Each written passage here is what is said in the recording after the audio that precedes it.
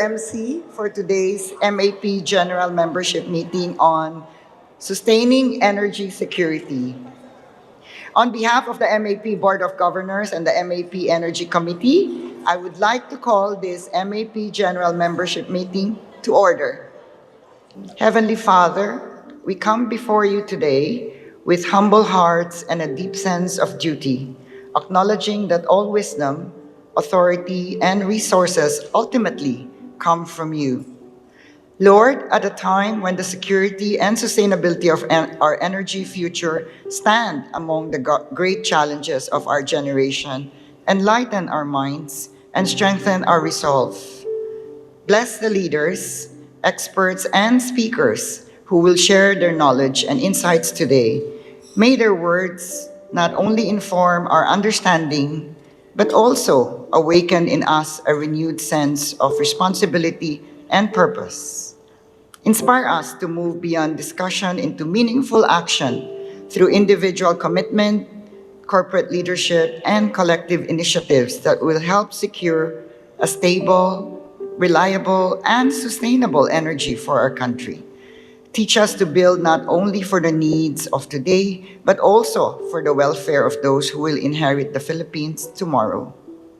Before we continue, we pause for a moment of silent prayer to remember our brothers and sisters in Mindanao who lost their lives in the earthquake. May we hold their families in our hearts, and may their loved ones find comfort, strength, and hope in you. May this gathering strengthen our unity of purpose and deepen our love for country. Let our deliberations be guided by truth, our decisions by wisdom, and our actions by a sincere desire to serve the Filipino people. In your holy name we pray. Amen. Mga kababayan, ang pambansang awit ng Pilipinas. Kayang mag-ibig, pero sa sinakalan, alam ng puso, sa bibig mo'y buhay. Upang hinirang, tuyang ka ng magiting, sa manlulupin, di ka masisigil, sa nagalang tutok sa simoy at sa langit ang pagkaw, ay hinatang tula, awit sa pagkayang minamahal, ang isang ng matawat mo'y tagumpay na nagtitindig, ang ituwing at araw niya kailan ang may iwag-titindig. Lumalang araw ng walhating pagsinta, huwag langit sa piling ko. Ang hindi kaya na pagkay mag-api, at mamatay ng dahil sa'yo.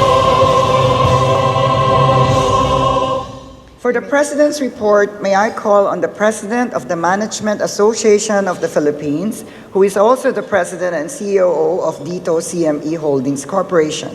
Please welcome Dr. Donald Lim. To our distinguished guest speakers, Secretary Sharon Garin, Director Sharon Montaner, our esteemed partners from government, the diplomatic community, the academe, the media, fellow MAP members, dear friends, welcome. On behalf of the MAP Board of Governors, it is my honor and privilege to open today's MAP General Membership Meeting on Sustaining Energy Security. At the outset, I would like to thank our speakers for accommodating our invitation.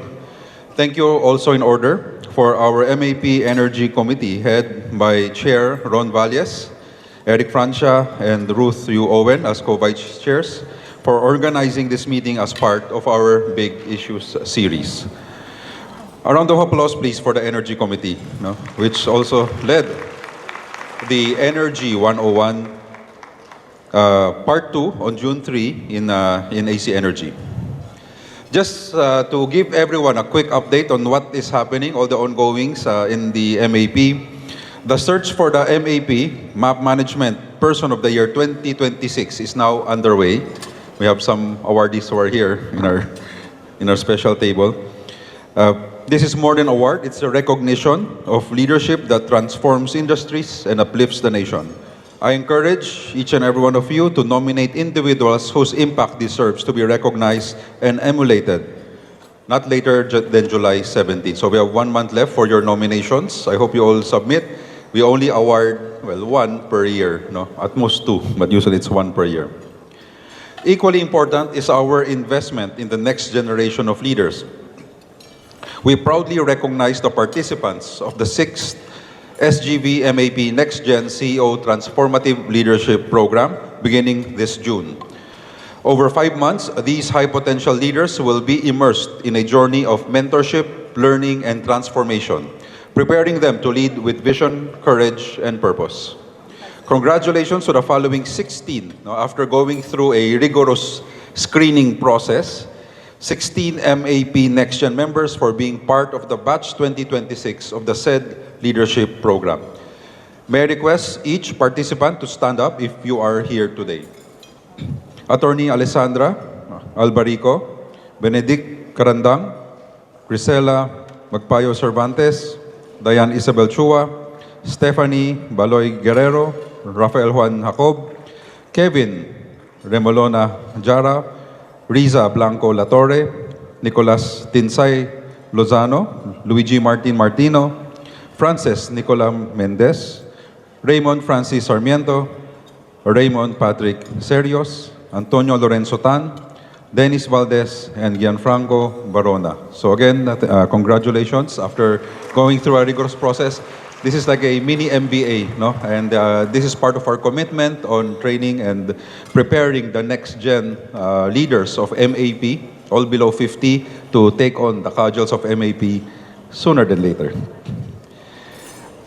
On May 15, we have the MAP Golf Cup for CSR. We generated 1.2 million, which will go to the MAP CSR fund that funds the MAP's program on health, education, and food security.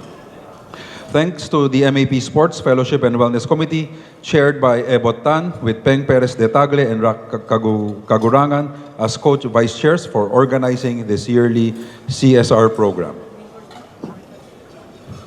On May 14, the MAP co-signed the joint statement on the impeachment trial of the Vice President. No? I'll just share with you, lahat ng, baka you may ask also, we've come out with so many statements already, no? So just to summarize for you. Through the statement, the 11 signatory organizations asked the Senate of the Philippines to fulfill its constitutional duty to convene as an impeachment court and conduct a fair, impartial, and transparent trial based on evidence and on law. 11 days after, May 25, we released another statement entitled, MAP urges our senators to restore the credibility of the Senate. We called on our senators to take every step necessary to restore the credibility of the Senate and strengthen public faith in the impeachment process. So we respectfully urge the consideration of a peaceful and principled realignment in Senate leadership that will place the proceedings in the firmest possible foundation of impartiality and fairness. Because of the ongoings in the Senate, no? A week after, we released another statement, no, co-signed with ICD, ISA, and JRI, a joint statement entitled Beyond Prosecution, the Reforms Still Unfinished. Preventing the next scandal requires more than punishing the last. The 4 signatory organizations reiterated their call for the government to accelerate action in the following areas, among others: expedite the investigation, prosecution, and resolution of major corruption cases, fully implement the transparency, beneficial ownership, and digital monitoring provisions of the new Government Procurement Act, integrate the SEC's beneficial ownership disclosure rules and harbor registry with procurement, tax, audit, and anti-money laundering systems, establish public real-time monitoring of major infrastructure projects, and strengthen coordination among the government agencies so that procurement red flags can trigger immediate investigation and corrective action. The MAP board is now working on the MAP book, which will be a fundraising project, which proceeds will finance the MAP CSR's program. The book is envisioned to present inspirational stories on leadership traits and management practices of past MAP presidents that are worth emulating by young and future leaders and managers. The book launch, take note, MAP presidents, The book launch will be during the September 8th MAP International CEO Conferences, in the CEO Conference, where all the MAP presidents will be there to sign your book. So I hope all of you will be there, MAP presidents. Those who are qualified for nomination for MAP Governors 2027-2028 will be receiving within the next 2 weeks a letter from MAP Nomination and Election Committee Chair Tammy Lipana. So we're now starting our planning for next year. Please respond to that immediately if you are not interested to be nominated. So if you receive something you don't like to be nominated, just advise the Secretariat. If the NOMELEC does not hear from you by July 17, they will assume that you are willing to serve as MAP Governor and will include you in the list of nominees. As proposed by the MAP Nomination and Election Committee, the MAP Board approved recently the following additional qualifications of MAP Governor. So please take note, it makes it a bit harder to now be nominated as a governor. No? You have to be in good standing for 3 years. Okay, so there are few who were only for 2 years, so they were not very proficient yet with the ins and outs of MAB. So now the NOMELEC has created the rule, no? 3 years, you must have attended at least 3 GMMs in the last 12 months. So which means if you are absent all the time, you cannot be nominated also. So we want your presence and active participation. And finally, you have to be a member of any committee every year for the past 3 years. This is to ensure that the members who we are electing to be part of the governor are really active in the organization. Okay? For the MAP directory, if you have not received your copy of the MAP directory, very prized possession to many of you, right? One only per member. Please claim it at the registration desk. That lists all the 1,300 members of MAP. On June 30, we will hold the second MAP KPMG Technology Summit in partnership with RG Manabat and Company. As AI reshapes industries at unprecedented speed, this summit will equip our members and fellow C-suite executives with critical insights into both the risks and the immense opportunities ahead. My thanks to our tech committee, co-chaired by Bong Paloma and Teddy Sumulong, with Mark Goriseta and Jalaine Manrique as co-vice chairs for leading this initiative, and of course, our governor in charge, Gil Henio. On July 8, we will have the MAP GMM on the economics of healthcare, strong companies, thriving communities, with DOH Secretary Ted Herbosa. This will be coordinated and led by the MAP Health Committee, chaired by Gerald White, with Pia Acevedo and Carmi De Leon as co-vice chairs. So that's for next month.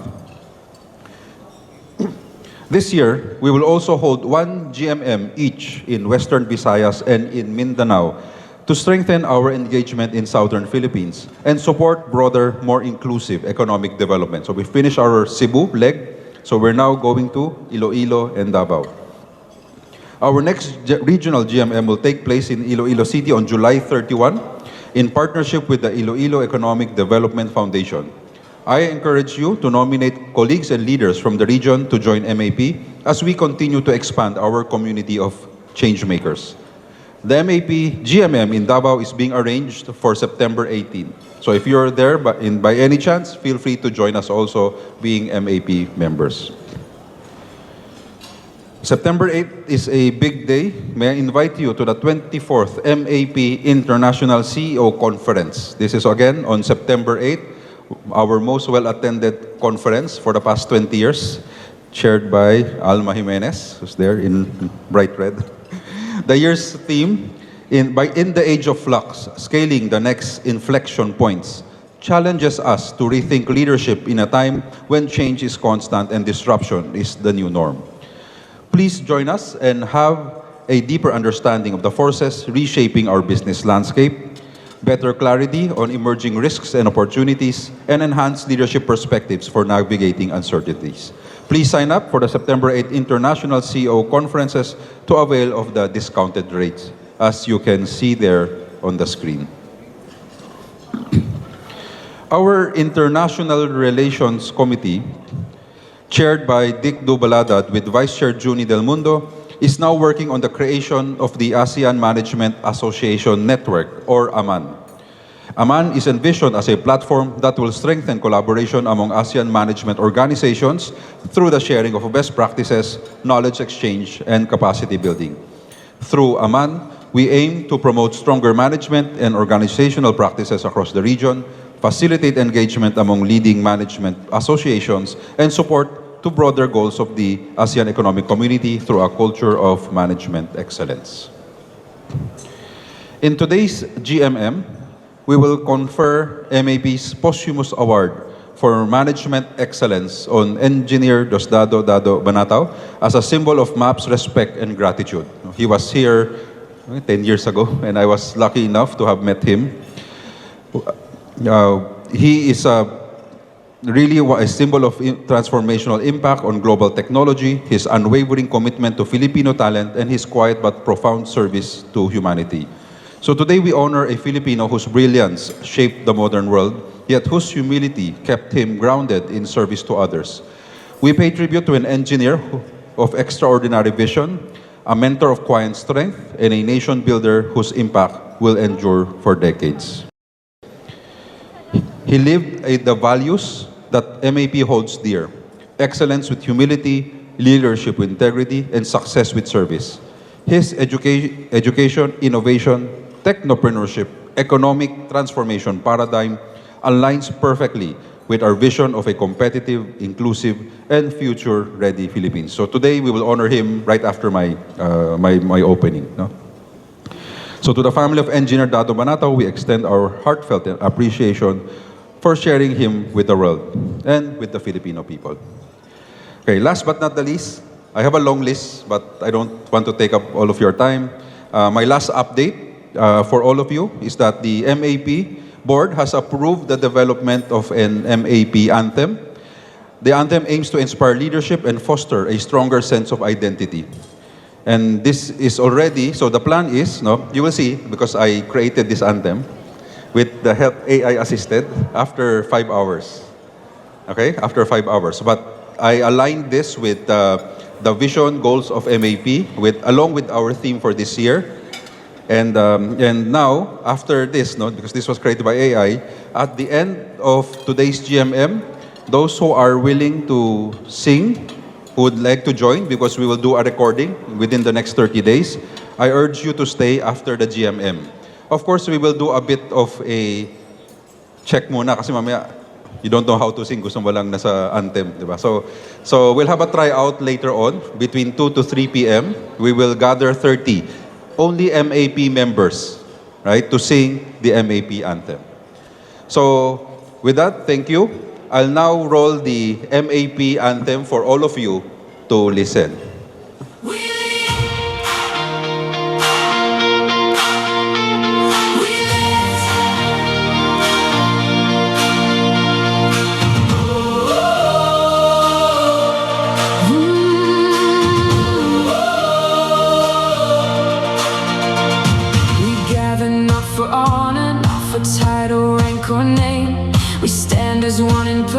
Called to serve a greater aim, with wisdom born from practice, with courage tried and true. We raise the standard higher in all we say and do. We are the Management Association of the Philippines, united in purpose, driven to lead. We lead, we lift, we light the way for country, people, future day. With management excellence, our guiding flame, with integrity, our name.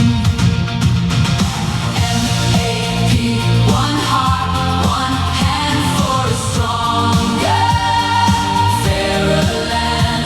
We lead, we lift, we build as one, till the work of hope is done. From boardrooms to the nation, from commerce to the field, we turn our skill to service and make our values real. We share, we teach, we mentor, we shape what leaders see. For management with purpose can set people free.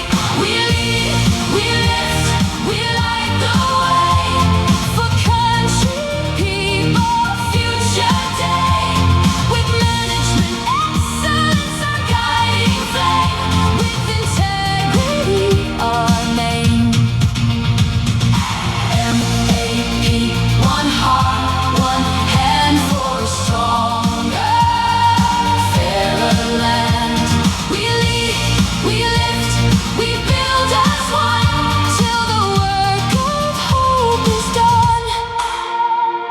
Not watchers from a distance, but leaders in the storm. We are MAP, together strong, transforming. What's the norm? With action as our language and service as our stand, we rise to lift the nation and shape a better land. We lead, we lift, we light the way for country, people, future day.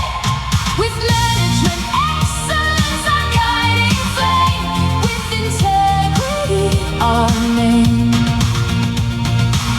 MAP, we stand as one for the future we've begun. We lead, we lift, we build as one for the Philippines. We stand as one.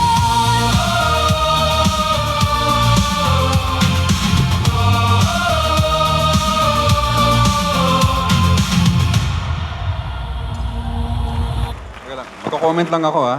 Kasi marami na nareklamo kaagad, mataas eh. Pwede naman natin babaan eh. So, to those who can sing and who wants to join the... Hindi, babaan nga natin, Sec Francis.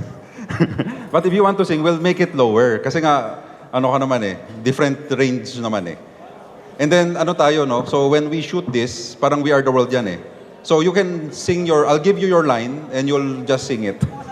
Diba? So I won't give you the high ones. Okay? So again, let's make this. But I really hope this is MAP for MAP. That's why I wanted sana members lang ang kakanta. We could have asked a professional group to do this, but I think it's worth na members lang. No? So again, later on, 2 o'clock. Don't complain muna. Just sing. And then we'll try to AI your voice. Okay, thank you. So, do you like the MAP anthem? No? Grabe naman, parang violent yung reaction. Love it, love it. Oh, raise your hands if you love it. Ayan, good job. Ano, historical ba to? May anthem ka agad si M. First time. Daming mga first si Donald, oh. Okay. So, moving on. We will now proceed to the conferment of the MAP's posthumous award for management excellence on the late engineer Diosdado Dado Banatao.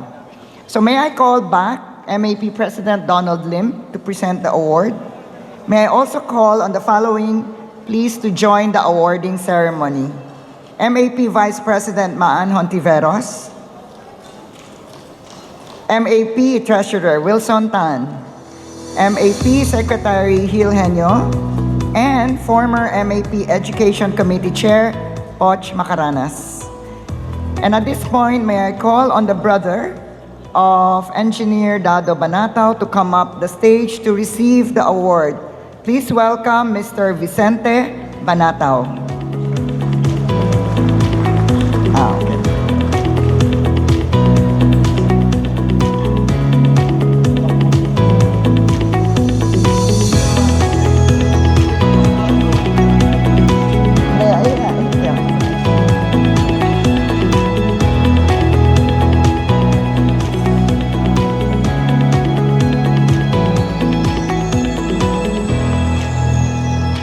Nawawala pa yung magre-receive ng award. Vic, halika na.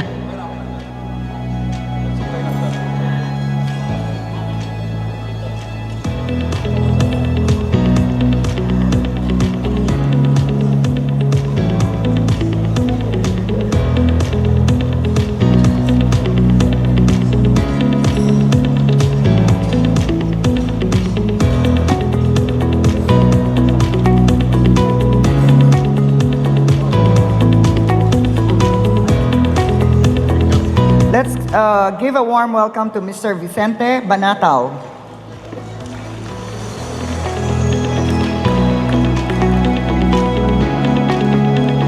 So may I now read the text of citation. The Management Association of the Philippines confers this posthumous award for management excellence on Engineer Diosdado Dado Banatao for his revolutionary contributions to the hardware foundations of the personal computer, enabling the digital breakthroughs of the modern world that now affect billions of people around the world. For his steadfast commitment to education, innovation, and technopreneurship for Filipino Americans and Filipinos, for elevating the global recognition for the Philippines as a source of world-class talent, and for exemplifying the MAP vision of management excellence through his education, innovation, economic transformation, technopreneurship paradigm, and for his quiet yet transformative service to humanity and the Filipino nation. Given this 10th day of June 2026 in Taguig City, signed Donald Lim, MAP President. Once more, a round of applause. And I believe Vic would like to say a few words. Magandang hapon sa inyo lahat. On behalf of Dado's wife, Maria, their children, grandchildren, and the entire Banato family, I would like to express our sincere gratitude to the Management Association of the Philippines for this honor bestowed on my brother, Engineer Diosdado Dado Banatao. As his younger brother, I am deeply moved to accept this award on behalf of Maria and our family. When people hear of Dado's story, they often think of Silicon Valley, groundbreaking inventions, successful companies, and global recognition. But to me, he was first and foremost my brother. Simple man who never forgot where he came from.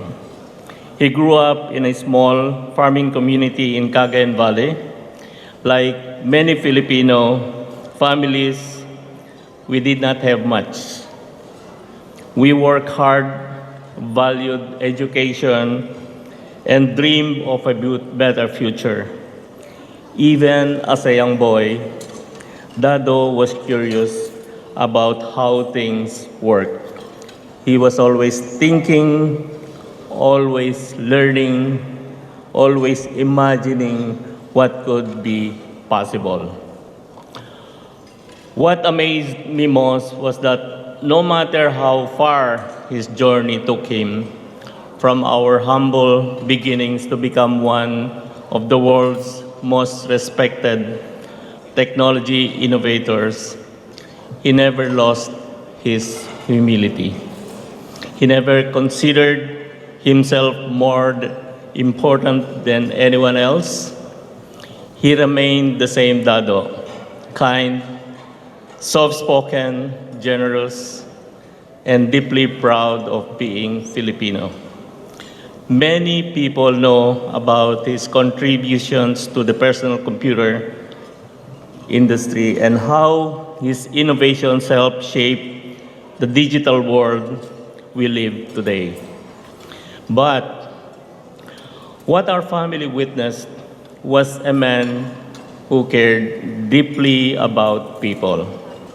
He believed that talent is abundant, but opportunity is scarce.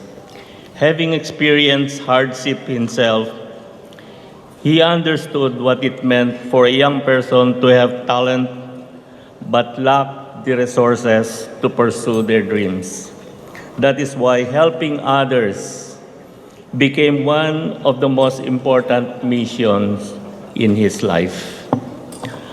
Through his support of education, through mentoring young entrepreneurs, and through the work of field dev, he sought to give others the opportunities that has changed his own life. Nothing brought him greater joy than seeing Filipinos succeed and knowing they could one day help build a better future for our country. What Dado made special was not only his brilliance, but his generosity. He believed that success carried a responsibility to give back, to lift others up, and to create opportunities for the next generation. Even after all his accomplishments, he never sought recognition. He preferred to work quietly behind the scenes, focusing on impact rather than attention. He often said that the greatest reward was seeing others succeed. Maria asked me to convey her heartfelt appreciation to MAP for this recognition. She is deeply grateful that you are honoring not only Dado's achievements, but also the values that guided his life: humility, excellence, integrity, innovation, and service. Although Dado is no longer with us, his legacy lives on in the lives he touched, the students he supported, the entrepreneurs he inspired, and the countless people who now have opportunities because he chose to give back. As his family, we miss him every day, but we are comforted by knowing that his life's work continues and that his example continues to inspire others. Thank you for honoring my brother's memory today. We accept this award with humility, gratitude, and pride. May Dado's life remind us that all that greatness is not determined by where we begin, but by how much we help others along the way. We thank the Lord for giving Dado to us and to the world. Salamat. So at this point, we'll now have the 10-minute CAMAX time.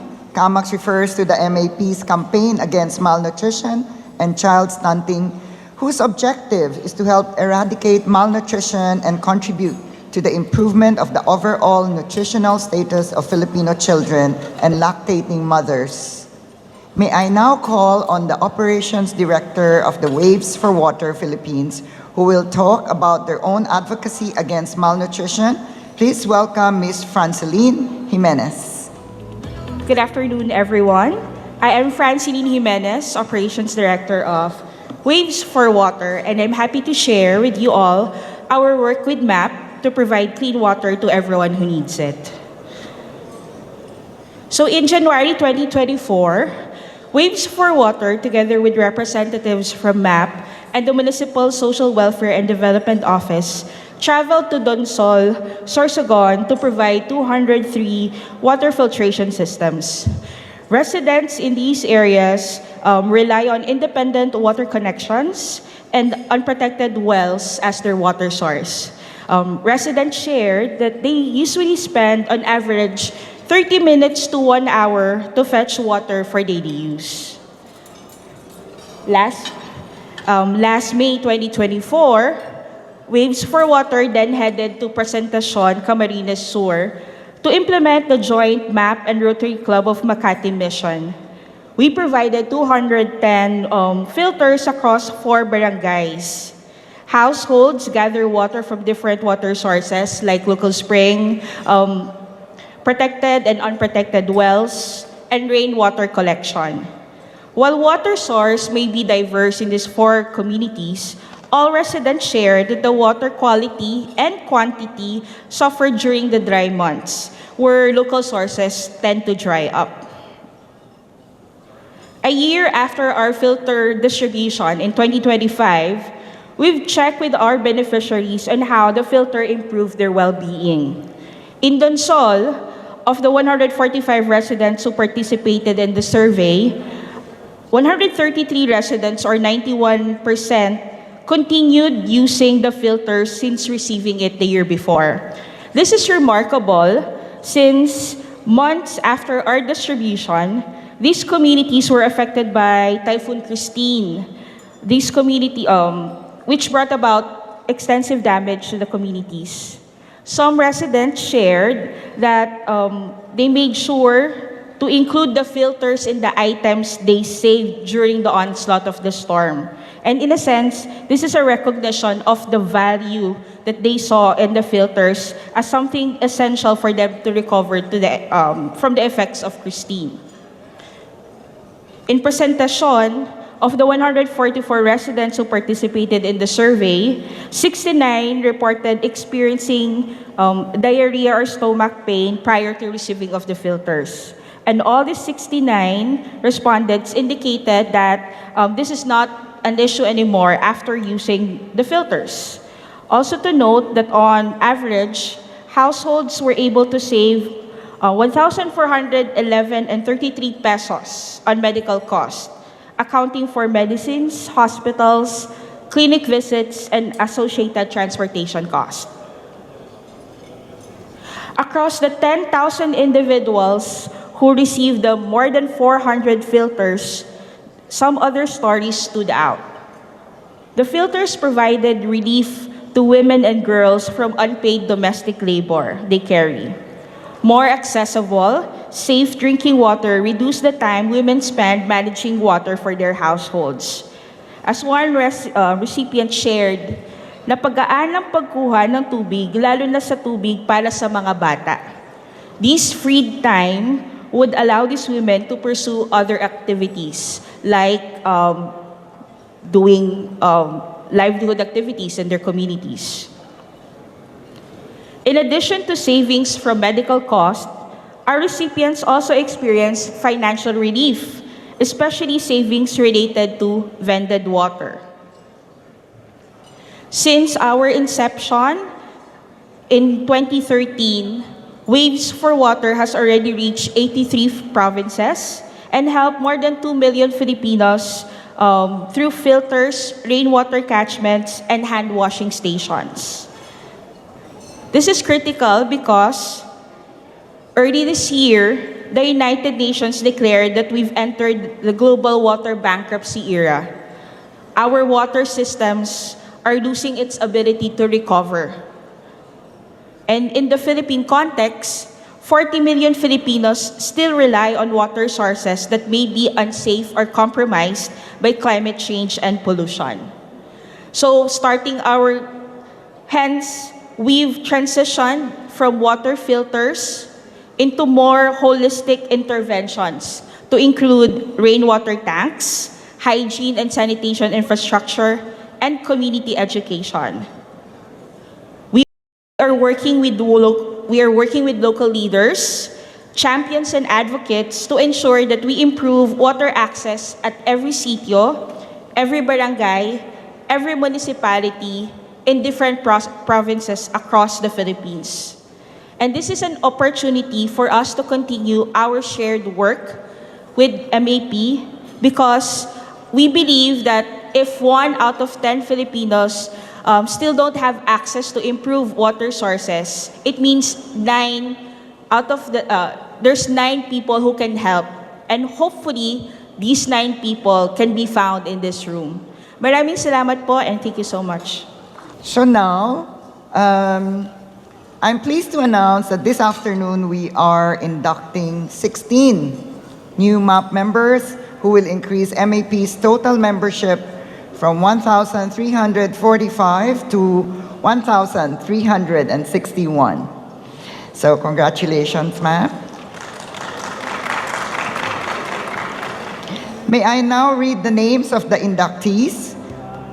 First, we have Ms. Cherry Dionisio Ampig, General Manager of USANA Philippines, and the sponsors are Mr. Mike Makatangay and Ms. Jane Lobos. Please come up on the stage. And then we have Ms. Hannah Anhag, Country Manager of Arton Capital Philippines. The sponsors are Mr. Mike Makatangay and Mr. Al Palnillo. Next, we have Dr. Stephanie Patricia Badillo, Chairperson of CEPAT Credit Financing. The sponsors are Mr. Mike Makatangay and Ms. Jane Lobos. Bakit panay si Mike Makatangay? Napaka-active naman ni Mike.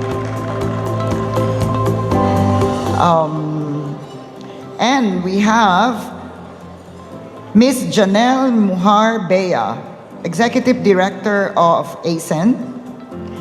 Sponsors, Mr. Mike Makatangay and Ms. Jane Lobos. Ayan, si Jane. And then we have Attorney Mark Fabian Castrodes, President and CEO of Arate Foods Corporation. Sponsors, Attorney Chris Arnuco and Mr. Al Panlillo.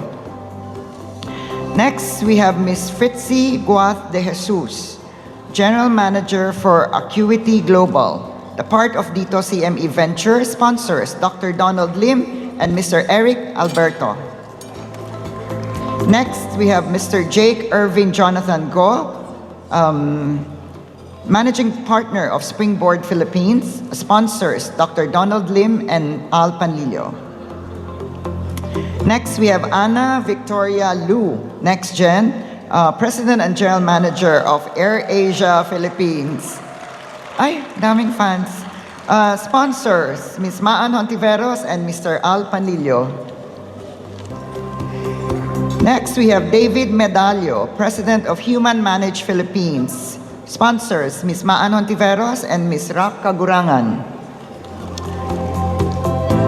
Next, we have Mr. Daniel Perez, co-founder and COO of Enderan Colleges.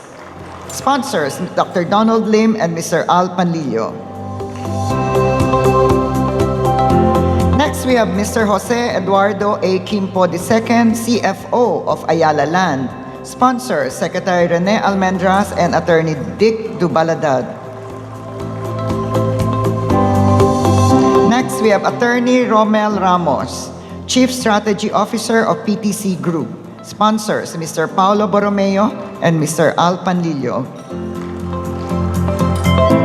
Next, we have Yusek Sara Sison, Undersecretary of Policy and Legal of DICT. Sponsors, Mr. Mike Makatangay and Ms. Donna Lina. We have Ms. Eileen Tricia Wee, Vice President of Philippine International Development Inc. or FIDCO. Sponsors, Attorney Chris Arnuco and Mr. Al Panlillo. Si Chris Arnuco lang yung pumapalakpak. Mr. Stephen Wee, General Manager of Philippine International Development Inc. or FIDCO. Sponsors, Attorney Chris Arnuco and Mr. Al Panlillo. And last but not the least, Mr. Jose Miguel Francisco Zavallero, Chief Growth and Innovation Officer of Management Strategies Asia. Sponsors, Ms. Jolina Khan and Mr. Al Panlillo.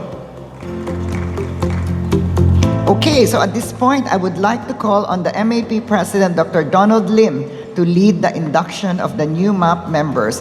Please all rise to add solemnity to the occasion. So as you all know, every member of MAP, you cannot apply, you have to be sponsored, and it goes under, all of them underwent a rigorous process. It goes through the membership committee, then it goes to the board, and goes to the membership. And we all have to approve, right? So, and that is how we preserve also the quality of MAP members. Today we welcome 16 new members to our fold. So to all the inductees, please raise your right hand and repeat after me. I state your name. Do hereby solemnly pledge that I will perform well and faithfully, to the best of my ability, my duties as a regular member, in order to contribute to the achievement of the objectives of the Management Association of the Philippines. So help me God. So congratulations and welcome to the MAP.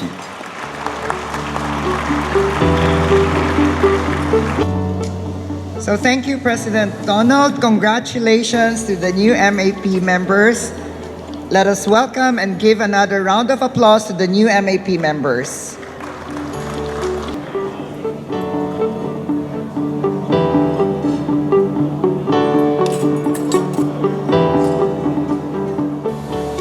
Okay.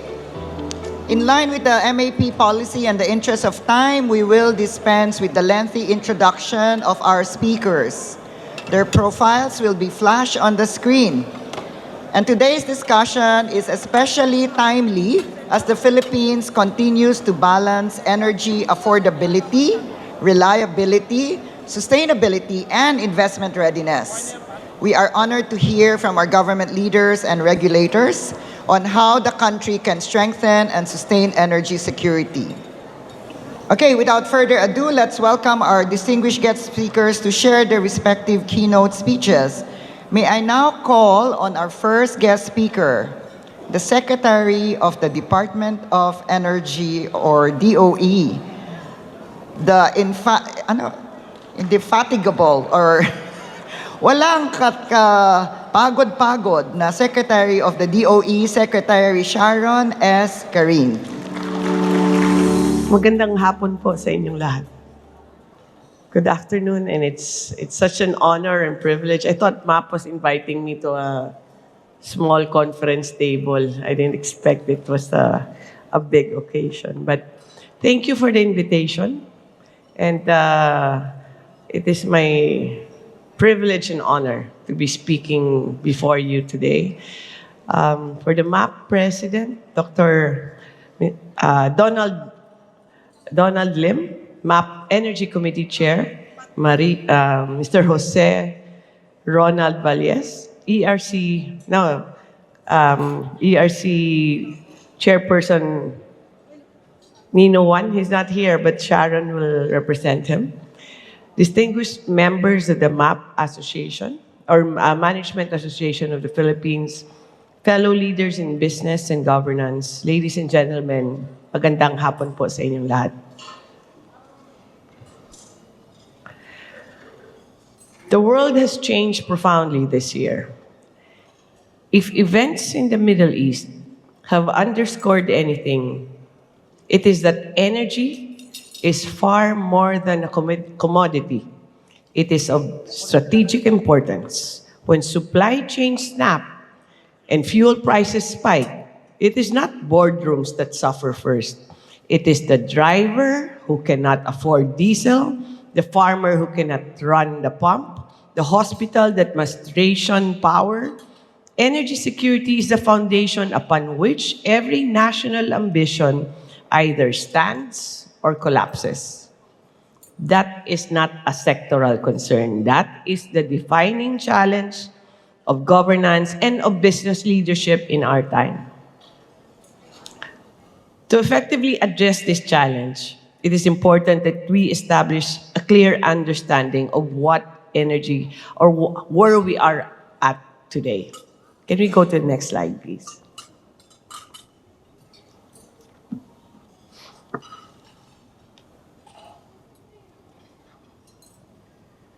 Okay, I'll just explain the colors. I know some of you cannot see. The green is the indigenous in energy. Gray is coal imports. And then the red is oil imports. Yellow is... tama. Dito pala. Sorry. Yellow is not gas imports. And then green is, well, you cannot see it, but bioethanol imports. These are all imported. To better understand the challenges and opportunities in securing affordable and reliable energy, this is the current energy situation of our country. Let us be direct about this number. The country imports about 53% of its total energy supply, a figure that has remained largely unchanged for over a decade. More than half of these imports come from oil, making it the dominant source. That is not a short-term issue or a result of a market cycle. It is a structural dependence built on how the country sources and consumes energy. Yan na po yan for a long, long time. If we go to the next slide, this is how we use it. About 67% of our total oil demand goes straight to the transport sector. Between 2015 and 2025, demand rose from 140 to 180,000 barrels, with diesel consistently leading, with one sector having one dominant fuel source. The concentration is exactly where the country's vulnerability lies. Basically, it's transport that uses our diesel. Doon talaga tayo vulnerable.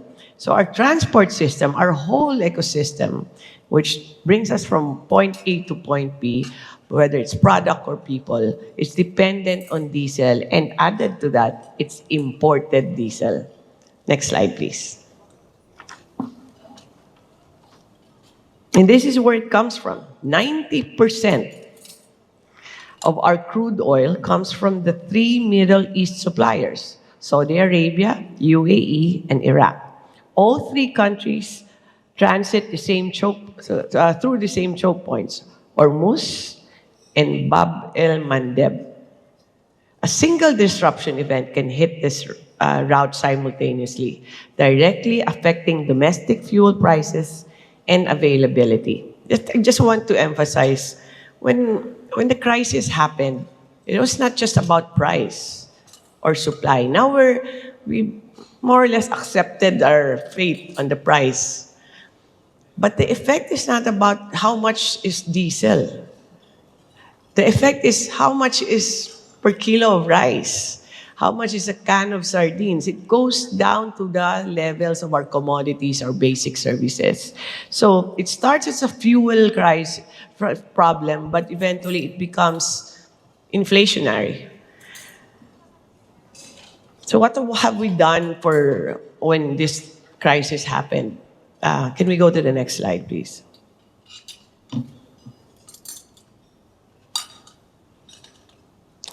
As we continue to face the ongoing Middle East conflict, the department's response was in adherence to the President Ferdinand Marcos Jr.'s issuance of the Executive Order 110.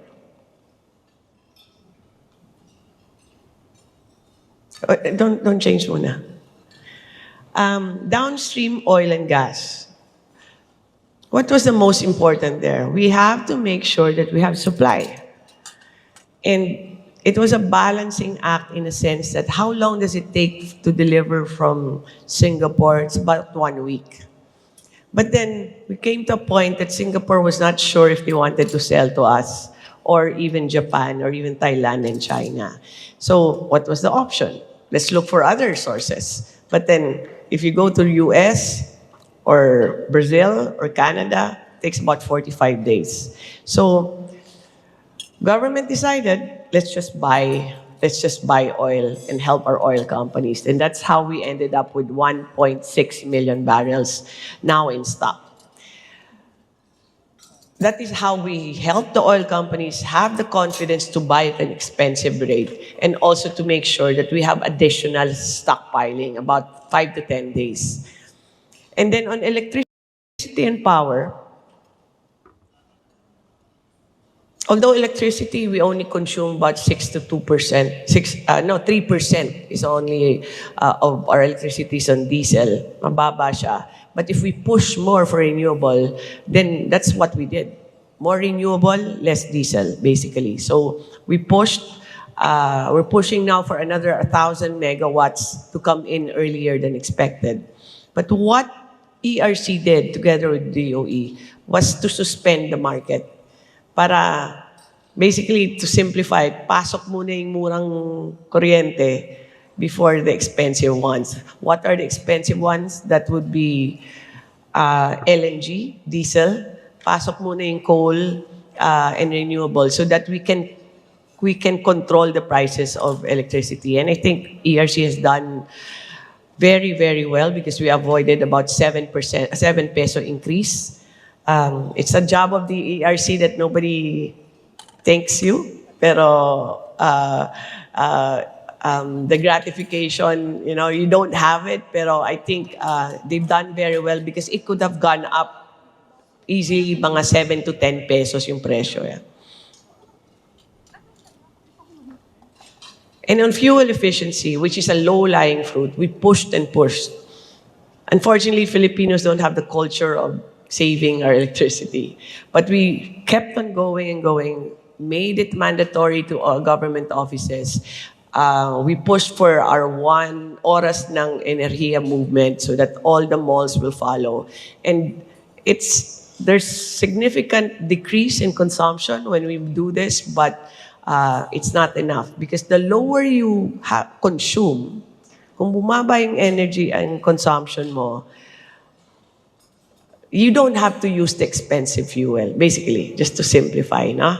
Para pag bumaba yung demand mo, ang uunahin dyan, renewable and the cheaper ones. Because like Meralco's mandate is to least cost siya. So, but if it goes up, then price of per kilowatt also goes up.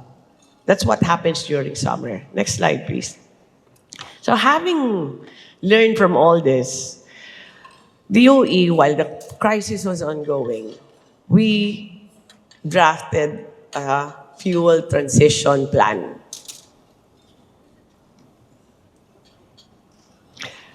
On transport, since it's about 60% of our consumption, EVs are being pushed now.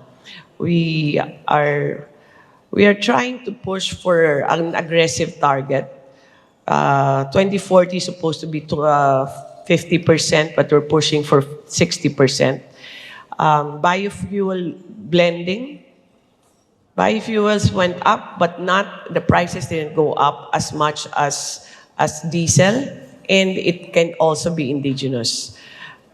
Then there's rail expansion, sustainable aviation fuel, alternative marine fuels, and hydrogen fuel cell. These are all for transportation. And then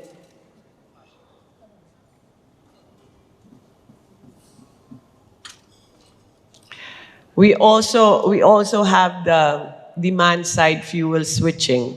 Kailangan kasi electrification of everything that we use. You would say that diesel, then kahit bumaba yung diesel mo, consumption, your electricity will go up. But electricity, you have renewable and other fuel or indigenous sources also. And then we also are pushing for more reduction on like our islands, for example, use diesel. So what we're pushing is the greening of our islands, make it a hybridized system where you have diesel but also LNG or even renewable. So we've started making this, and we have a whole book about this. And eventually we'll do public consultation on what our targets is. The objective is let's use less of the imported and let's use more of the indigenous and also less of the petroleum and more of the other alternative fuels. So what are our plans in order for this to happen? For now, next slide please. To diversify the energy mix, the key here is indigenous. We are keen on developing our indigenous oil, gas, and coal resources. This supports our objective of attaining energy independence and increasing our self-sufficiency. Under the PCECP, the government promotes a transparent and competitive licensing for the awarding of both petroleum service contracts and coal operating contracts. To date, the program has assisted in the President's awarding of 13, from last year to this year, 13 petroleum service contracts. And this include, sa 13 na to, the first ever in the world, the first PSCs or petroleum service contracts on native hydrogen exploration.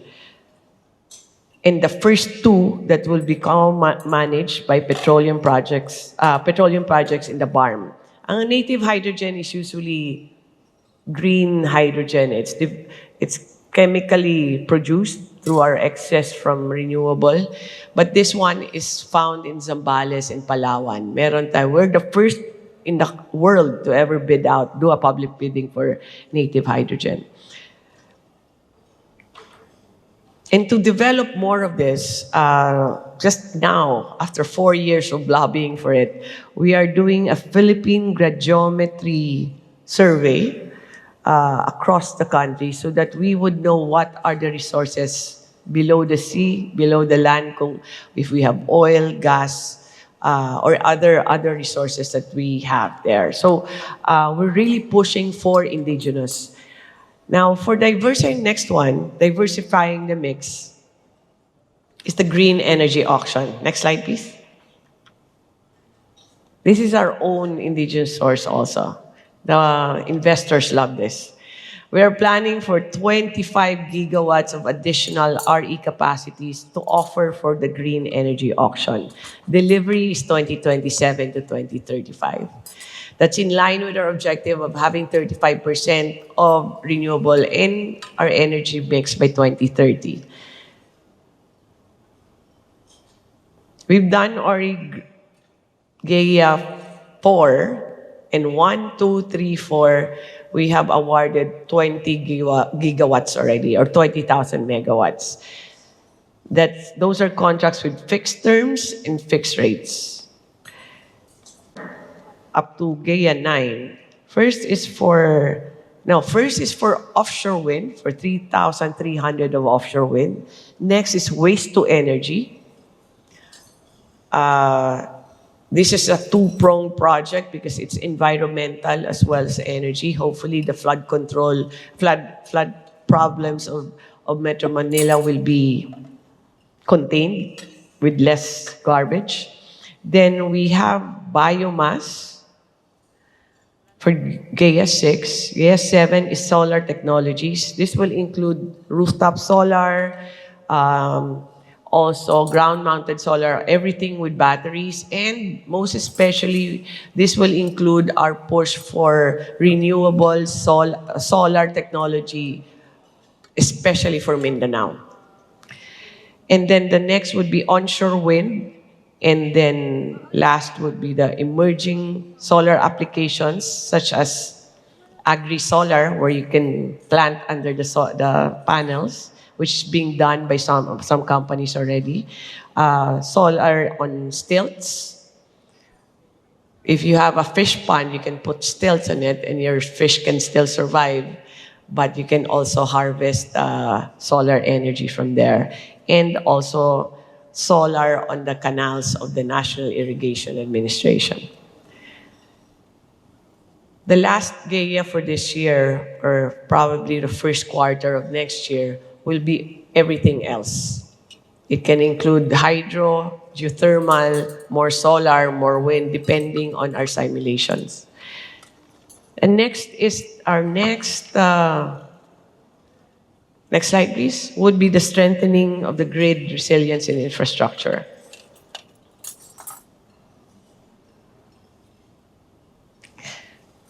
On transmission, we are allowing generation companies and the National Transmission Corporation to, hopefully they can push for more projects that NGCP cannot cover.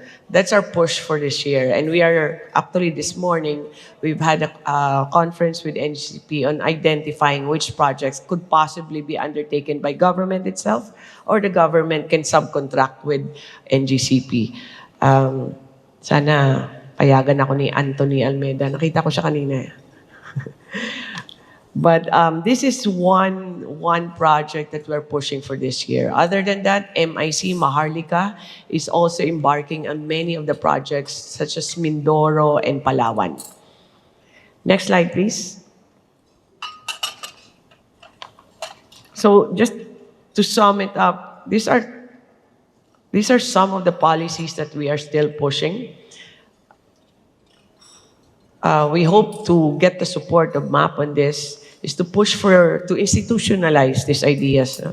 Waste to energy law, the energy storage, require batteries in every renewable energy project. That will stabilize the grid.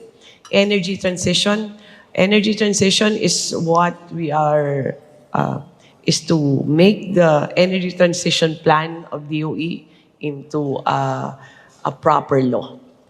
And then amendments to the EPIRA. I cannot overemphasize the importance of this. 25 years old na yung EPIRA. I think it's time to revisit. Not because it's wrong, but because technologies are changing, demand, the structure is changing, it has to adapt to the current situation now. Before EPIRA, they only NGCP or even DOE would only have one coal power plant developed in a year. Now we have hundreds of solar power plants being put up every year. So it has to be adjusted. And then the oil deregulation law, which I think everybody knows already that we have to revisit, and the Biofuels Act. We're also pushing for the establishment of the National Strategic Petroleum Reserve. This is being undertaken now by MIC together with PNOC. And then we are talking to Japan as well for developing the concept. The idea is for us to have our own reserves, have our own tanks, and hopefully eventually have our additional refinery in the Philippines. We only have Petron, but I think we need more refineries down south, especially in Mindanao. And then updating the National Oil and Gas Contingency Plan. We already formulated protocols that if this happens, this oil crisis happens again, we already know what to do, and we have the protocols already in place so that everybody knows what to do. And then we have the implementation of the Philippine geothermal resource de-risking for those in geothermal. It's a funding available for those embarking on geothermal projects, so that if your drilling does not result to anything, it becomes a grant. Basically, that's how it works. And then hopefully we get your support also on nuclear energy, because it is bound to happen at some point. The last slide is just about, the next slide is just about electric vehicles. I would just encourage you to buy electric vehicles now. And then, because that's I think it's a full circle. If you have electric vehicles and then your charging station is solar, it's basically very cheaper and also environmentally friendly. And we're not dependent on imported fuel. This is a situation now. It needs a bit more push. And I think with your organization, I think that could help. We should not, I personally we should not just put it at 10% EV fleet by 2040. I think we should target 50 or 60%. Some countries even target 100% by 2030 already. It's a full supply chain that's involved there. The next slide would be the energy conservation and efficiency.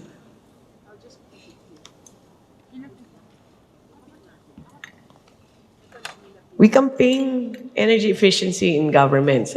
We audit them. Our teams go there, they check your light bulbs, they check your AC, they check your cars, like even the doors, so that the cold does not get out, so that you use more use more energy. And all the government agencies are scared of DOE because we go there and we tell them that what are the wrong things they do. And we managed to save on energy in this.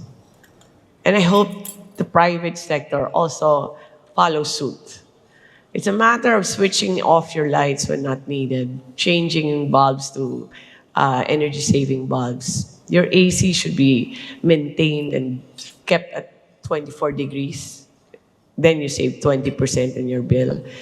There are many things that we can save, because this is not about saving cost for your company only. It's also helping the whole country in nation building. So, although I've shown so many things here, programs of DOE, how we get energy security is not a mere task of policies by government. It's a whole, not a whole of government approach. It's a whole of country approach. And that is why I skipped my other meetings today, because I wanted to speak in behalf of your association. Because this is a work not just for me, not just for DOE or ERC. The whole country should work towards energy security. And we could start with, and MAP can be a catalyst for this. So, thank you for the opportunity at maraming salamat po sa inyo lahat.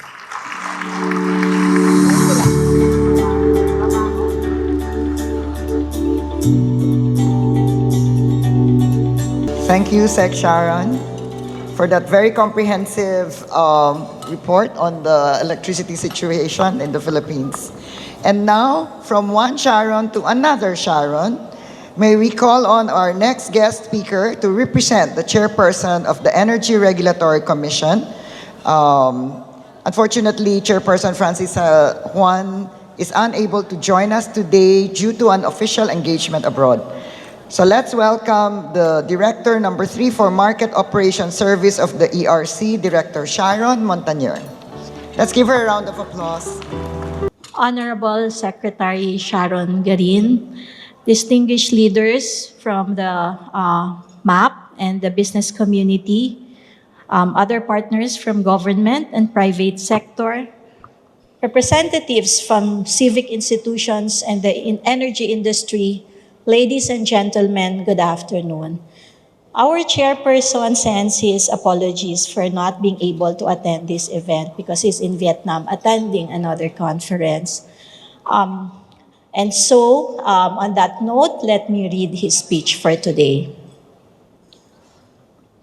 Allow me to extend my sincere appreciation to the Management Association of the Philippines for convening this timely and important general membership meeting on sustaining energy security and for bringing together leaders and stakeholders to discuss an issue that is increasingly central to the country's economic growth, resilience, and long-term development.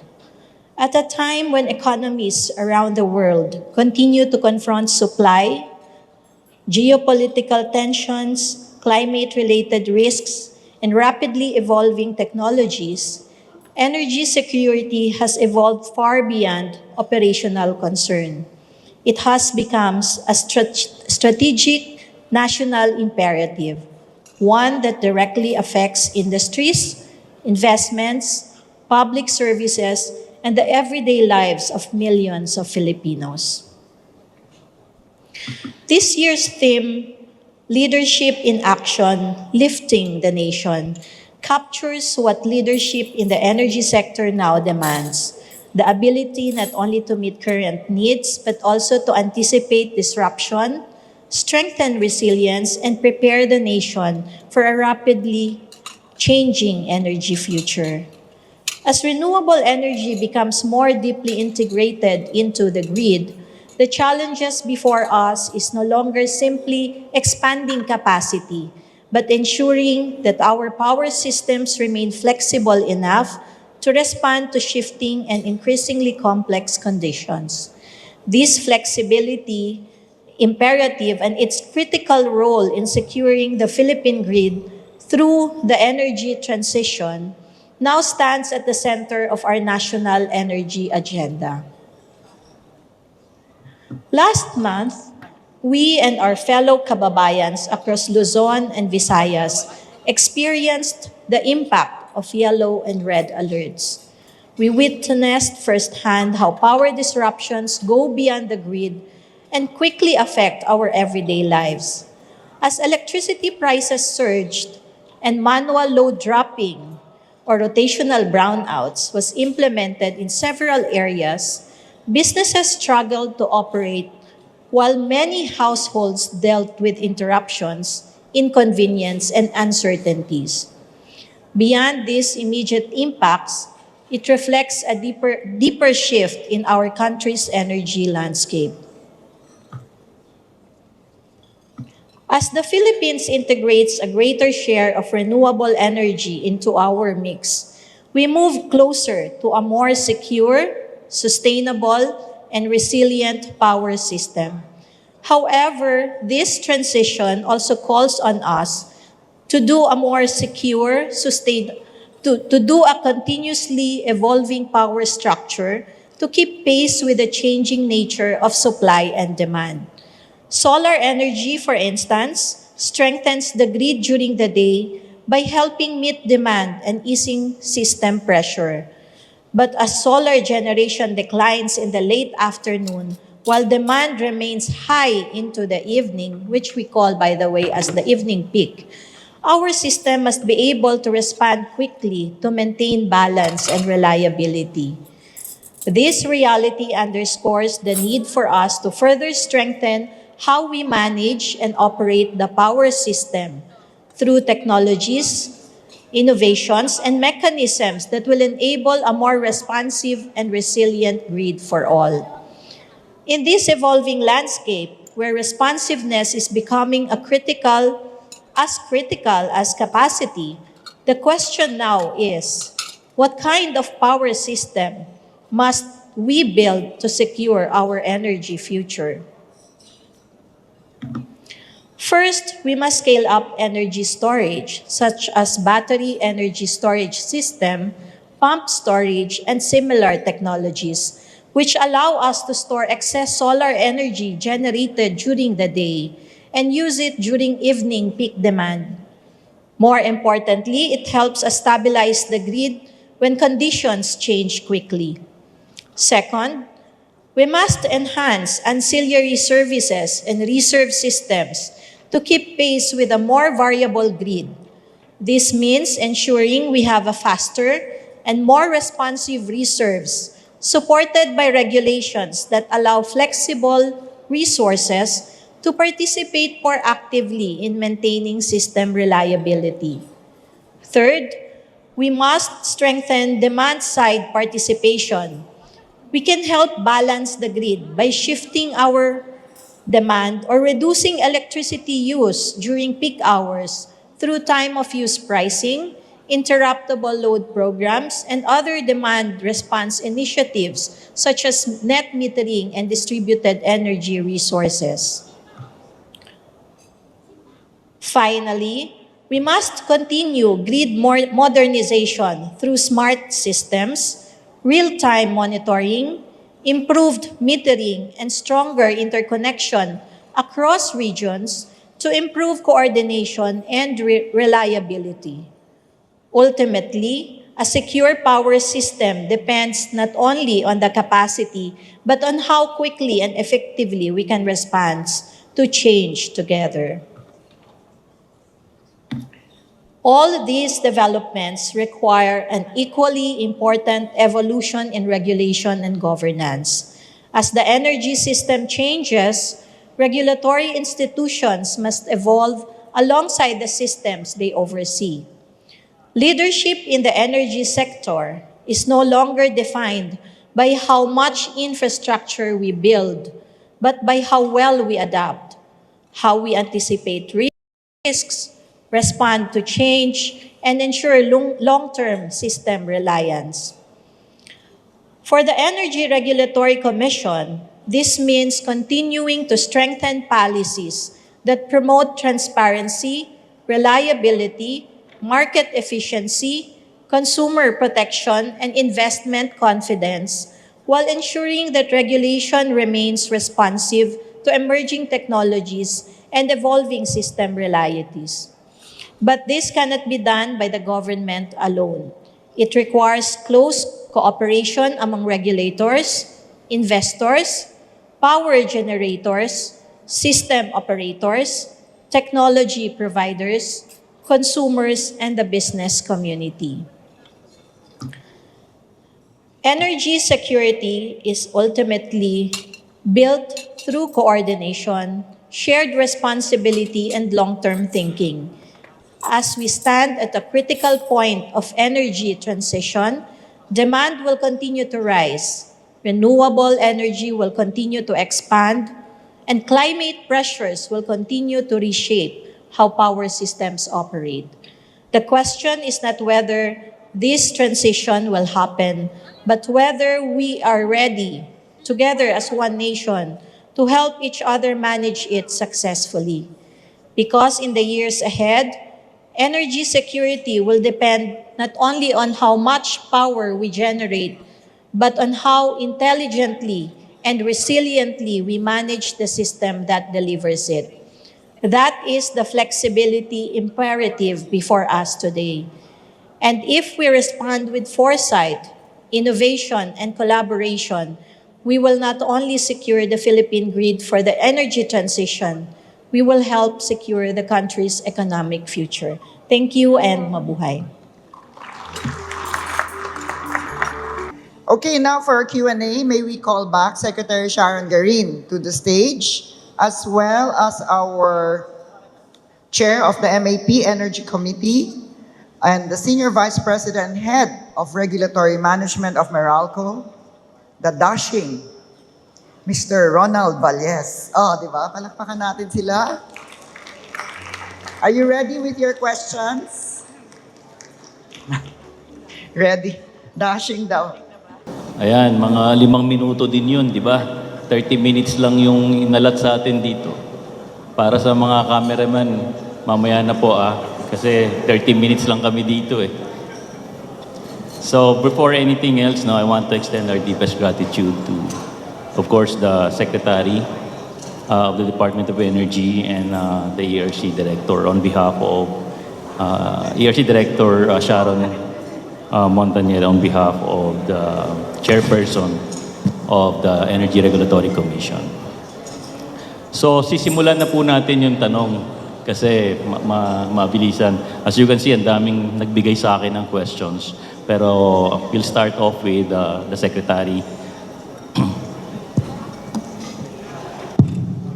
So Secretary, we know that natural gas is expensive compared to coal and renewable energy sources.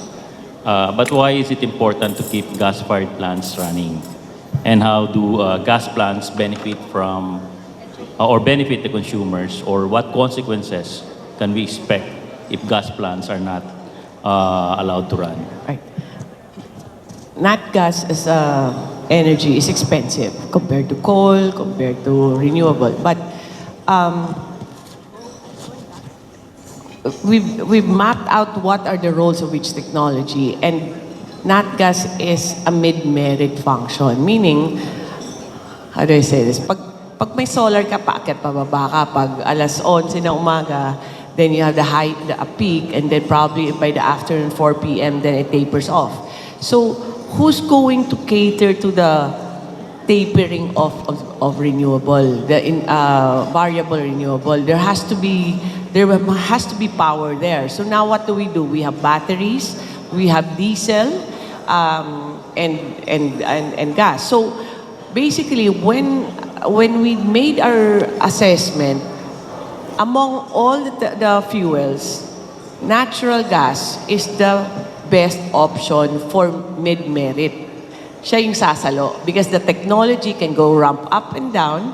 The cost is not as high as diesel, not as cheap as coal, but coal is lower in response. So according to our assessment, it should be nat gas. So basically, when you have more renewables, you have to have more gas also.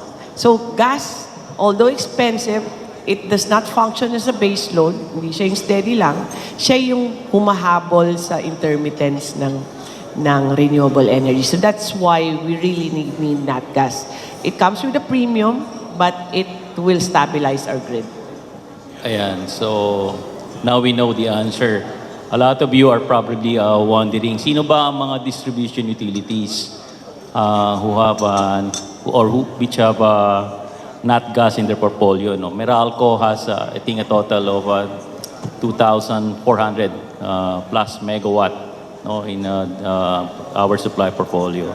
So the floor is open for anybody who wants to ask questions. Teka lang, Ronald. Ako muna. May tanong ako. Ayan, si Chair Ruth. Kala ko hindi magtatanong si Chair eh. Hindi ako chair. Ikaw ang chair. Okay. Nga pala. Sec, you know, the President declared the national energy emergency. What does that do? Ano yung pwede nyong gawin because of that na hindi nyo kayang gawin business as usual? So ano yung mga pwede nyong gawin that can fast track some of the things that are causing bottlenecks, mga ganon? Correct. For example, without the emergency powers, we could not dictate the oil companies what the price of fuel will be on the gas stations. We use the emergency powers to dictate the increases and the decreases. Otherwise, we would have been questioned. Pero based on emergency powers for energy security and everything, all the other reasons, no, so we were able to do that. Now, on the power side, we also were able to suspend the market because of that. Control the dispatch of some of the from the DU side up to the generation side and IMAP as well. Pero particularly like in your sector, you were able to identify the projects and fast track the permitting. So Permitting. So yun ang pinakamalaking problema Yes, natin, ma'am. ang permitting. Permitting. So how did that help? it helped because some projects that were supposed to come in by end of this year are already dispatching now. So nauna yung iba because we were able to use the emergency powers to get the other agencies as well as talk to the LGUs. Of course, it's combination also of talking to them and using the emergency powers. But we were able to do that, and then we've advanced a few already. In fact, even Terra Solar, instead of just finishing 700 megawatts, if I'm not mistaken, end of year, they can advance it already by today. So that was really, really useful. Until now, we still need that just to make sure that even addressing the yellow and red alerts that are happening now. Okay. So sa ERC, nagamit nyo ba yung emergency power? Ay, Yes, in fact, as mentioned by Secretary Sharon, we suspended the wholesale electricity market and just declared the resumption when, after our study, things have basically normalized and we could already let market forces generate prices in the market. At the same time, we used it also to prioritize the licensing, the evaluation of licensing applications of those priority projects as forwarded to us by the Department of Energy. okay, so marami namang nagawa, no? And how long will this emergency, national emergency, last? I think in the issuance, 1 year, if I'm not mistaken. 1 year? I think it's 1 Tara, year. gawin na natin lahat ng mga hindi natin kayang gawin. Especially with the permittings, etc. You know, as a power developer, it's constant challenge, I think, shared by most of us here, na yun talaga yung challenge, Sek. So baka pwede na natin gamitin yung emergency powers, etc. Okay, let's open the floor. Question. Yes, so pagbigyan naman natin yung mga audience. If there's anyone who wants to ask questions, please raise your hand and go to the microphone near you. Please There's a identify microphone there. your... Yes, there's a one raising her hand on table number 1. There's a microphone over there, please. Please use the mic. Please introduce yourself, ma'am.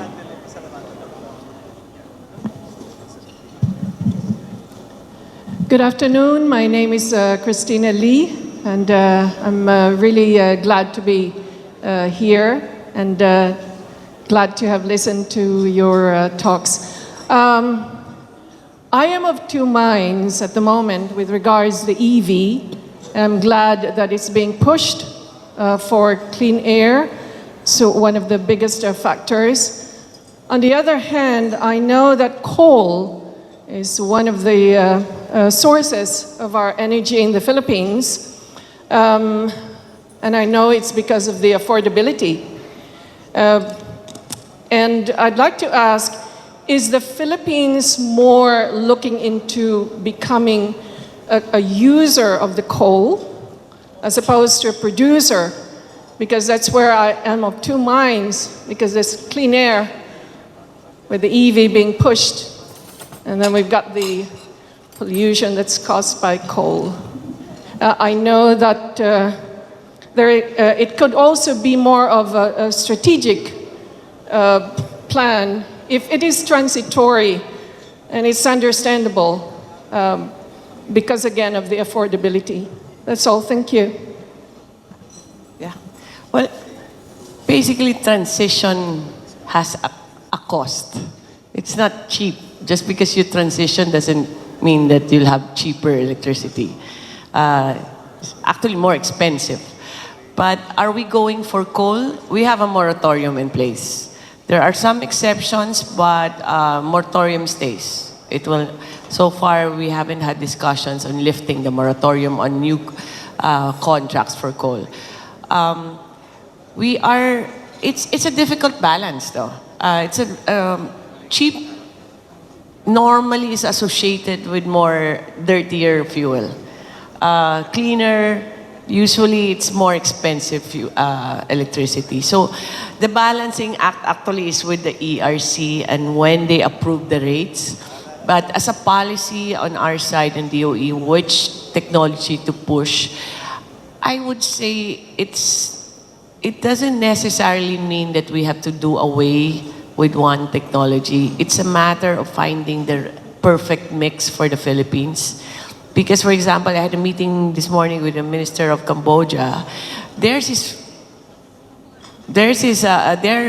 energy is basically hydro because of their geography. They have so much water resources. Here in the Philippines, we have a totally different setup. We have 7,000 islands or more, and it's hard to connect. Some needs to be connected. And we cannot put coal power plants in small islands. So it's a matter of mixing what type of technology fits in the whole country, in Luzon, in Visayas, and in fact, in Visayas, in Panay, Negros, they have different types of mix that are ideal. So I would not venture to say that we are for coal or anti-coal because we are trying to find the perfect mix. So but of course, our thrust consistently has been transitioning to cleaner energy. But that's always been consistent. How we get there, it's a mix that's kind of quite technical to explain already. But yes.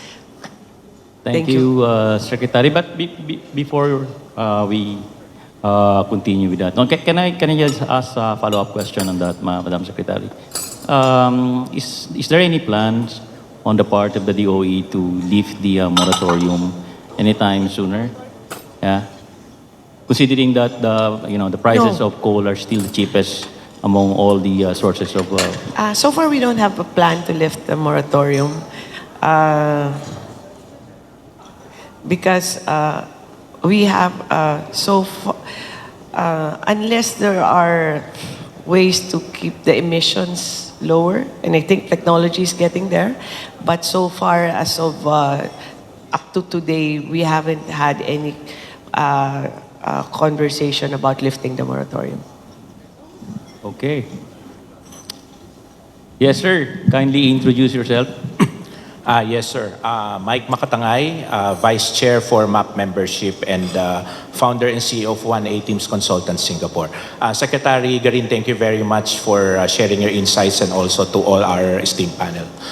It's really a challenge for our country, the Philippines, to compete and catch up with other countries, especially with our ASEAN neighbors, in terms of attracting investments, and also in terms of the competitive advantage. Major reason is that, of course, the higher cost of electricity, Philippines being the most expensive, second to Singapore. So my question is, how can we address this? And what's the roadmap for our country to be competitive and to at least get investments and investors from other countries? Thank you. Yes, sir. It's a very complex industry now because we have several players. We have distribution, transmission, generation, and within that there are so many other factors there. One example, I'll give you one example. Panay, for example, where I come from Iloilo. One of the electric co-ops there was charging at that time when I was asking about 11 pesos, 12 pesos. Actually, the cost of the whole thing is 9 pesos, around that. And there's 3 pesos line rental. You know what line rental is? We buy power from Mindanao and you bring it into Panay. That's how much the extra cost is. So, what's the solution there? You have to have more power nearer to you where you use it. So, it's not as simple as take off the VAT, remove the subsidies, because there are other components that ultimately, it's when all the players are in the right place, like the transmission is in the correct pace, distribution is more efficient, generation is more efficient and cheaper and in the right mix. I think all of that, if everything's in place, the price will follow. Just for the advocates of renewable energy, our calculations actually is if we keep on going in the pace where we are at now, it will taper off by 2 pesos the cost of generation actually. So renewable energy will also help in that sense. But all these issues that you hear, these are all eventually goes down to the price of electricity. They're all interrelated, sir. If I So, may add to that. yeah. Yeah, it's, as Secretary Sharon said, if all the stakeholders are in place already, it's really as envisioned by the IPIRA competition that will drive prices down. So having the markets, we have the wholesale electricity markets, we have the competitive retail electricity markets that drives competition and will eventually lower prices. So as investors come in, having these markets, having a level playing field for them to come in, then we drive the prices down eventually. As an example, solar. When we started encouraging solar facilities to be installed in the Philippines, we started with the feed-in tariff at 9.68. And then it went down a year after to 8.69. And now where are we in solar? As low as 4 pesos, 3 pesos. So it's really supply coming in that will eventually drive down prices. And we have to take note that majority or a big portion of what we're paying is generation cost, which we're banking to be very competitive. And later on, customers in the retail level being able to choose where they will get electricity and therefore further driving down the cost. Sorry, I'm not sure if we answered you, but how will you attract more? There are also other ways, sorry Ruth, alam ko may time limit, pero there are also other options. I'm sure the power companies know this because you can do own use of your solar or of your renewable. You can also do direct na ikontratahin mo yung para wala ka ng distribution and transmission. There are other ways. You can also deal with the retail electricity supplier. So we actually have a compendium of that on what are the choices because we also have to build that up for data centers eventually. But there are options, just to have to be creative about it. Thank you, madams. God bless our country. Thank Yes, you. please. Thank Cora you. has a question.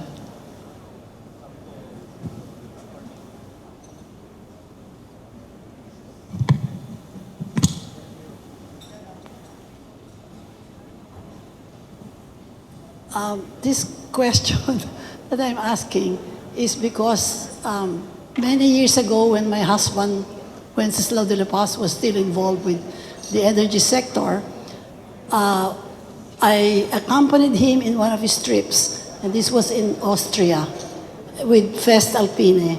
And they have coal-fired plants that are being operated, and they claim that it's really clean, and they would like to sell the technology to the Philippines.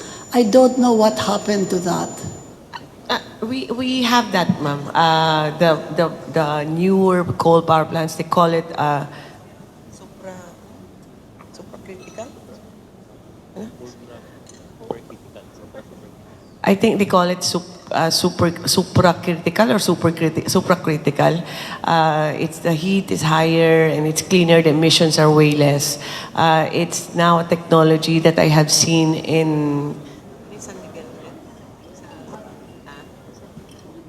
SMC has that with their 2 plants. And I think that's how the new ones will be. The emissions are less. I think they wash the coal before you, so that the ashes are less. So meron na po tayong, I don't know if it's the same technology, but yes, there is already an existing technology in the Philippines that we have. Parang tinawag din nilang clean coal, which is, I think is an oxymoron. Yeah. Okay, before, if there's other question, Vic.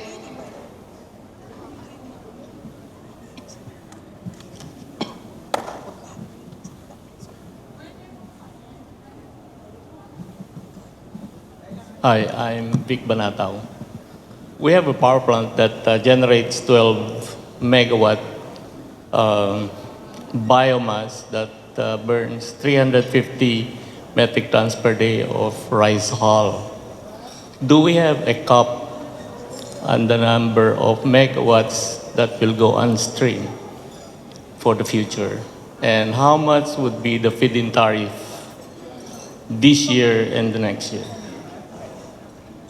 We do have, sir, we do have a plan to green energy auction for biomass. So hopefully your technology or your company can join. And I just want to add that I like the concept because we have biomass in Negros and it's only functioning when there's harvest. And which is basically about October to about 4 to 6 months a year. And it's out during summer. But the rest of the details of the auction will be determined by the terms of reference eventually, and then the tariff will be under ERC. But hopefully better than before. Well, for your information, we're running whole year round 350 metric tons per day rice hull supplying the grid. We would like to know if there is some more capacity that we can invest on, and what would be the feed-in tariff rate next year or this year? As to capacity, sir, we don't really, dictate that because that's a commercial decision, the part of No, the the industry. capping of the total biomass available for investment. There's nothing. There's no cap. So there's no cap. No cap, no. Thank you. Unless you join the GAIA, the Green Energy Auction, there's an auction. and we dictate the capacity. Thanks. Teka lang. Ronald, may campaign kasi ang Department of Energy, yung oras natin sa efficiency campaign. So that's like, can you tell us more about that? I think this could be something that our members in MAP can join.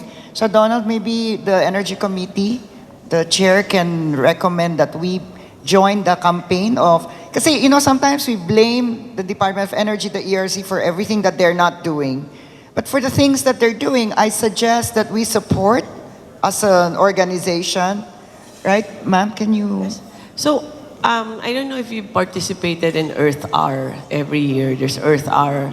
I don't know which date, but like on a Saturday from 8 to 9, 1 hour, turn off all the lights. And that's quite significant, the impact. So what we're doing now is Earth Hour Philippines, but we cannot use the name, so we call it Oras Natin sa Enerhiya. Every Saturday from 8 to 9 p.m., unplug what you don't need, turn off the lights that you don't use, just for 1 hour. And it has been effective actually, about 100 megawatts na nababawas sa consumption natin. And if everybody does that, then it will be more significant. But what's more significant, I think, is the habit of saving. Like if we teach this to our kids, we teach this to our employees, and they get the habit of saving every Saturday, next Saturday, and the Saturday following that, and they can do this every day actually. So hopefully we can propagate this kind of thinking, no? na let's save on energy. Na tayo ng MAP oras natin sa efficiency. In fact, SM SM Malls, Robinson, and Ayala has already joined us for this. Maybe as a association. Ayan, marami kaming members, has already done. 1,300 something. Di ba? Ayan. Ronald. Meralco is implementing that already. Meralco was the first one, actually. I think that, yeah. So if there are no other questions, I feel I need to ask at least two more. No? One Yes, last. sir. Yes, Oh, sir. okay. Kindly introduce yourself.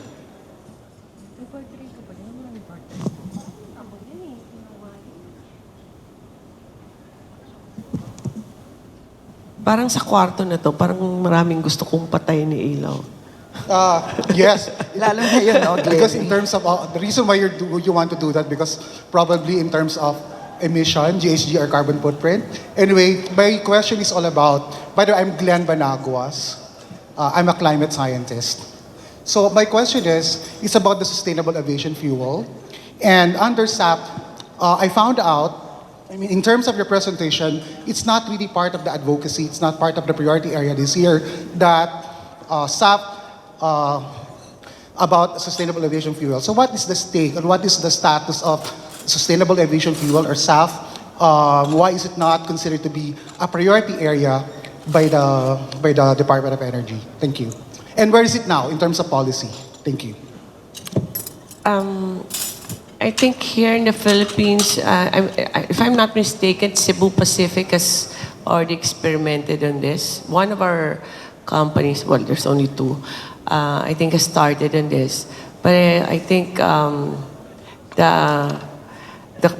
concept itself worldwide is still not there yet. It will eventually, maybe because of the Middle East crisis, but we do have a team that's trying to develop this and encourage, and it needs more push. I would say, but the numbers are there. I think even internationally, it's been proven already. Hopefully, our companies can also adapt to this. But yes, it's still a program that we're pushing. So there's no specific, there's no specific policy definitely about sustainable aviation fuel because we do have for Biofuels Act and part of what your presentation, it's still on, well, there will be some amendments, but for SAP, there's none, right? But there are some organizations that are manufacturing sustainable aviation fuel or SAF, but they're still in the infancy stage. And probably what I could like to also to suggest, it's also to look at what everybody's doing because I know that it's still in the infancy stage. And there's only one particular company in the world that manufactures SAF that passes the international standards, and that is Neste in Singapore. So hope Philippines can also do the same thing. Thank you. Yes, thank you. Okay. I think that's it. It's a wrap for us. Okay, Thank you everyone. Ruth. Meron pa? Yeah. Okay, one last question. Hi, Yeah. Secretary. I'm Donna Lina from the MAP Next Gen Committee. Is there a timeline when we are starting the Bataan nuclear power plant? That's well, if we could start it as soon as possible, then that would be ideal for us.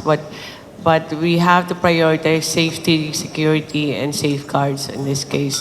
We used to have a target in 2032, but that was based on putting SMRs, the smaller ones, in that. And that's not possible because the technology is not there yet. Now, we've done some feasibility studies. The fastest would be 2038. The question is, what do we do with it? Do we refurbish or do we put a new one? Basically, if you refurbish, same number of megawatts, but the life of the project is only 20 years. But if you do a new one, new building, reactor and everything, same area, about 80 years. So it just makes sense to put up a new big one, and that might take a while for construction. Case in point, UAE, they started the first one about 14 years it took them to construct with all the money they had. So 10 years is quite ambitious already. So if we start now, then probably 2040, but we're targeting 2038 anyway. Thank you. Thank you. One more question daw po. Kung meron pang gustong umabol. Okay, last question. Thank you, Ruth. Actually, this is not so much a question as a sumbong. And I think you Tungkol sa Meralco? appreciate this. For Secretary. Apparently, the electric cooperatives fall under you as well. I mean, and under the ERC, correct? Under NEA. Under NEA. So, what recourse do homeowners like us have when all our appliances get ruined because of a very inefficient Batangas Electric Cooperative? Nako, pinangalanan, itatago ba natin sa pangalang Batelco? Batelco, yes. Batelec. I mean, it's so frustrating. Yes, ma'am. I understand. And I think there are now issues about Batalec also, na? Yes. Do we have hope? I mean, is something going to be done? On our side, I'll take it up with NEA, ma'am, no?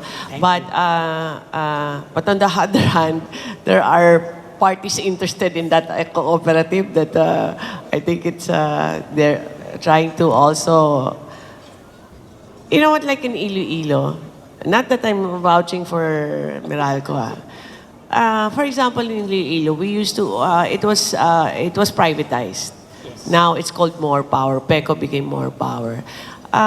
Maybe at the start, it was a difficult start, but eventually it became more efficient, cheaper, actually. The procurement process is faster, so there's advantages in privatization. There are areas that needs to be privatized and areas that are not fit for privatization. But Batalec, I leave it to the warring parties for now to determine the fate of that. But that's one solution also that's possible. That could be for Batalec. Thank you. Yes, ma'am. I'll take it up with NEA, ma'am. Thank you, yes, thank ma'am. you, thank yes, you. ma'am. Do you feel better now, Maan? Yes, good. Ma'am, kausapin na lang namin kayo later. Okay, so that's a wrap. And thank you, Sec Garin, Thank you. Director Sharon, and Chair Ronald for sharing your time and experience with us today. Thank you, everyone, for joining. And the General Membership meeting is now adjourned. See you on July 8 for the next MAP GMM.